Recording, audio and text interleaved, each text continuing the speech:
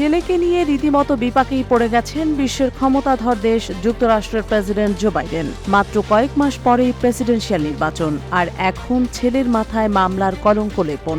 সম্প্রতি আগ্নেয়াস্ত্র মামলায় দোষী সাব্যস্ত হয়েছেন জো বাইডেনের ছেলে হান্টার বাইডেন। অস্ত্র কেনার সময় মাদকাসক্তি নিয়ে মিথ্যা তথ্য প্রদান সহ 3টি অভিযোগ রয়েছে তার বিরুদ্ধে। সবগুলোই আমলে নিয়ে রায় দিয়েছেন আদালত। জানা গেছে 25 বছর পর্যন্ত সাজা হতে পারে বাইডেন পুত্রের। 11 জুন মঙ্গলবার মার্কিন যুক্তরাষ্ট্রের ডেলাওয়ার অঙ্গরাজ্যের একটি আদালত দীর্ঘ এক সপ্তাহ ধরে চলা এই ফৌজদারি মামলার শুনানির পর হান্টারকে দোষী সাব্যস্ত করেন।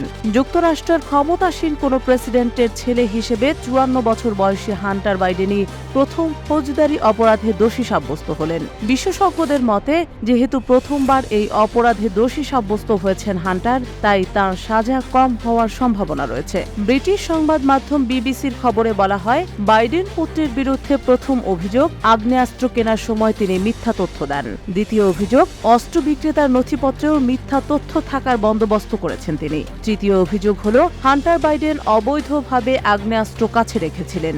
এসব অভিযোগ প্রমাণিত হওয়ায় হান্টার বাইডেনের সর্বোচ্চ 25 বছর পর্যন্ত কারাদণ্ড হতে পারে। এর মধ্যে আগ্নেয়াস্ত্র কেনার সময় মিথ্যা তথ্য দেওয়ার জন্য তার সর্বোচ্চ 10 বছরের কারাদণ্ড, অস্ত্র বিক্রেতার নথিতে মিথ্যা তথ্য সন্নিবেশের অপরাধে সর্বোচ্চ 5 বছরের এবং মাদকাসক্ত অবস্থায় অবৈধভাবে আগ্নেয়াস্ত্র রাখায় তার সর্বোচ্চ 10 বছরের কারাদণ্ড হতে পারে।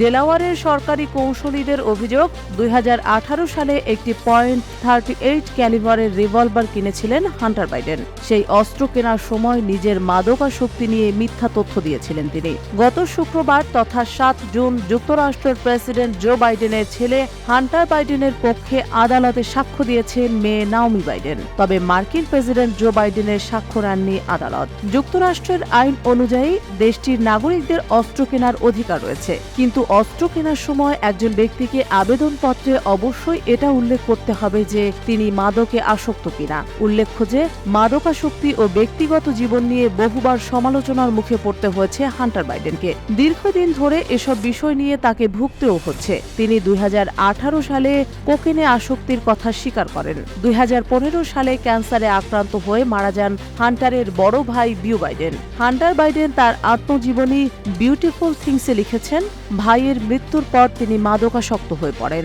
2019 সালে হান্টার মাদক ছাড়েন। এদিকে হান্টার বাইডেনের ফৌজদারি অপরাধে দোষী সাব্যস্ত হওয়ার এই রায় আগামী নভেম্বরে অনুষ্ঠিত মার্কিন প্রেসিডেন্ট নির্বাচনে তাঁর বাবা জো বাইডেনের প্রতিপক্ষ শিবিরের প্রচারণার হাতিয়ার হয়ে উঠবে বলে ধারণা করা হচ্ছে। অন্যদিকে রিপাবলিকান নেতা ডোনাল্ড ট্রাম্পও সম্প্রতি ফৌজদারি মামলায় দোষী সাব্যস্ত হয়েছেন। সম্পর্কের কথা চেপে যাওয়ার জন্য এক পর্নো তারকাকে অর্থ দিয়েছিলেন ট্রাম্প। আগামী 11 জুলাই তাঁর বিরুদ্ধে সাজা ঘোষণা করবেন আদালত। স্বাভাবিকভাবেই নির্বাচনী প্রচারণার সময় এক পক্ষ আরেক পক্ষের দিকে এই বিষয়গুলোকে টেনে এনে কাদা ছোড়াছড়ি করবে। তাই বলা যায়, যুক্তরাষ্ট্রের আসন্ন নির্বাচনে দুই পক্ষকেই মাঠে টিকে থাকতে বেশ বেগ পেতে হবে।